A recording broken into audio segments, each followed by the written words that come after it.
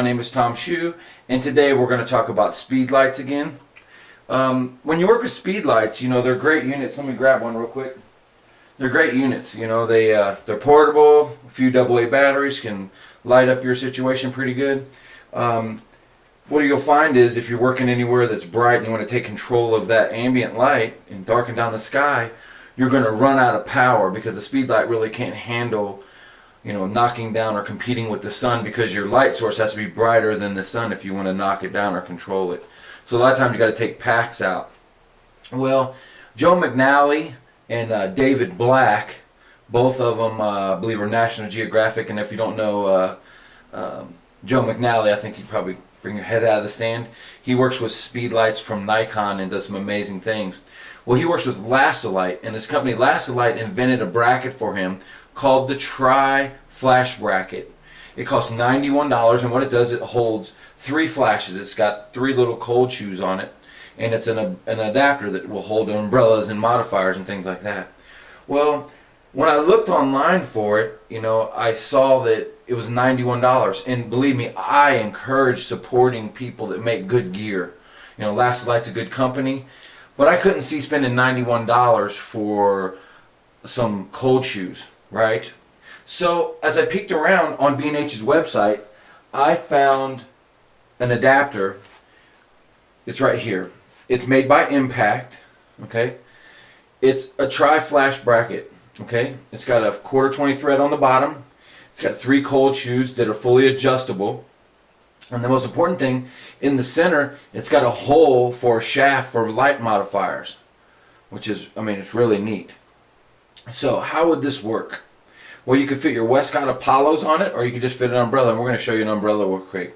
So what you do is you grab yourself a spigot, and this spigot here is a double spigot, or they call it a large, and it's got a 1/4-20 on one side and a 3/8 on the other. We're going to use the 1/4-20, and we're going to screw it right in the bottom here, okay?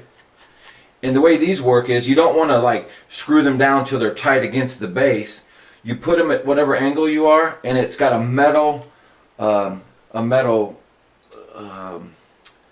like adjustment locking nut. Okay, it's got a knurled nut, and you just turn that against the unit itself, and it locks it at any angle that you want. So you can have them like kind of twisted at a pattern. If you're working with a large modifier, see what just pointed on there. Okay, so if you're working with a big modifier, since it's going to be right in the middle, all that light's going to be concentrated in the middle of the modifier. What you might want to do is turn your flashes, okay, and then you can point them off at angles so they don't just point right in the middle. They're pointing on the outsides of the bracket, and I'll show you that in just a second, or the outsides of the modifier. So what we'll do is we'll load up 3 of these speedlights real quick, okay, and I like to use, you know, my Canon 580X2s, but I also have a bunch of Nikon SB80DXs. I used to pick them up for around $50 to $75 before Zach Arias turned the world on to the until Zach Arias turned the world onto those flashes, and also David Hobby's probably responsible for that as well. And Strobist, he's also got an excellent site. But these are some really cool flashes. If you need manual flashes, they you know, they have built-in PC sync port, which a lot of them don't have until you buy the high-end flashes, unless you buy the Yongnuos, or the Midwest is offering them now, and that's due to David Hobby as well. But I really like this SB80DX, so I'm going to use that one as well. Okay, and now I'm going to put on another 580. So in the past, you'd have to spend money for 3 different triggers as well, because each one of these requires a signal, okay? What I found at Radio Shack was something that's worthwhile mentioning. It's a 9-inch shielded headphone splitter cable. It's got a 3/8 on one side, which is the stereo mini, and it's got 3 females on the other, okay? Costs $8, and the part number is a 42-2458. So if you Google that, you can find it. So we got our sync cords on each one of our flash units. We'll just go ahead and plug this in to each one of them. Okay. Just plug it in real quick. Like I said, I like to turn the sync cables against that little rubber grommet on the Canon, because that kind of puts pressure on that sync cable. And you can do the same thing on your Nikon too. because the sync cable is just a PC sync cable in is just a horrible connection. Everything should be the 3/8 mono or the 3/8 jack like this. Okay, so now we're gonna, with $8 cable, we're gonna use one receiver to trigger all three. Okay, so we're gonna plug it in flash. We'll turn them each on, and I'll explain to you what the benefit of using 3 flashes is. So we turn this one on, and we'll turn this one on. Say for example, if I had to turn this up to 1-to-1 power to work with controlling ambient light, it's going to take forever for that to recycle. And also, you know, 1 flash is not going to compete with the sun. 3 flashes might get it if you're not directly in the harshest part of the day. So when you go from 1 flash to the next flash, you're increasing the power by 1 stop. You're doubling the power. In order to double it again from 2 flashes, you need 4. So your 3rd flash will give you a half a stop. Okay? Because you need 2, so you need a total of 4 to double that power again or gain 1 stop. So you'll gain 1.5 stops of light by adding a 3rd flash. So let's turn this around so you can see what's going on here. So we've got them all hooked up, okay, and we'll turn on this trigger here, and they're all function. Okay, you might not be able to see it because of the frame rate on the video, but they all flash. Okay, so that means I can keep the power low and have fast recycle times, and I can also have lots of power that I normally wouldn't have when I was only using 1 flash.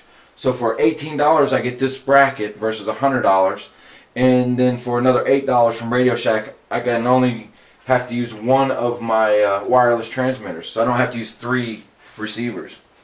So as I said before, I love working with umbrellas, and I think Westcott makes some really nice umbrellas. This one here I'm going to show you is a 2012. It's a 32-inch optical. And when I say optical white, it's a white interior instead of a silver. And it's a convertible umbrella, and I'll show you what that means in just a second. So in the center of this bracket, let me show you that again, there's a hole. And that hole is designed to add your light modifier. Okay? So if you notice, when we add this light modifier, it's directly in the center of the light modifier. Okay, if you're working with 1 flash, you're going to get like an uneven pattern when you work with some of your umbrellas. That's why it's on an angle. With running 3 of them, you've eliminated the need to run it at an angle because now you've got the light centered. But however, what if you're working with a really large, like a 7-foot umbrella? You don't want the light to hit in the center portion. You want it to kind of hit, you know, somewhere over here and spill into the center and the outside edge. This is where that adjustable shoe works great, because you can turn this up and rotate your head away from the center of it, and then you can like turn these guys and you can reposition them, you know, at different angles. Okay, and you can, you know, feather all 3 to kind of go like this, or however you want to go it like that. So now you've changed how this thing hits your modifier. So this thing's really cool for $18. I mean, come on, this is a really neat deal. All right, I want to show you with this umbrella what you can do real quick. This is the reason why I like convertible umbrellas, because I can use it as a bounce umbrella, but one of the great things I like to use these as a flag. Okay, so I'm going to center it up real quick. When I say a flag or gobo, what I mean by that is I'm going to use the cover to shield or flag or block the light from coming through the whole modifier. So typically the way it would work is you just take this whole cover off and you have a shoot-through umbrella. A lot of times I don't want the light to go over the whole subject. Maybe I'm trying to light somebody's face and I don't want it to go the light on the background. Okay, so one of the tricks you can do is take your cover off, but just leave it attached so you only use half of it. Now this light can go to the background, and this portion of the light can go on your subject right here, and you're not going to get contamination or, you know, light coming back to the camera or whatever. So this is a cool trick that you can only do with a convertible umbrella unless you want to lay some kind of cover over your softbox. So it's a built-in flag. Westcott makes some really nice stuff as far as umbrellas and lighting modifiers are concerned. Also, I love their spider lights as well. So there you have it, guys. I want to thank you all for visiting my blog today. If you have any questions at all, please don't be shy. Go right to the comments section. Ask away. I'll be happy to answer anything you have. Until next time, we'll see you soon.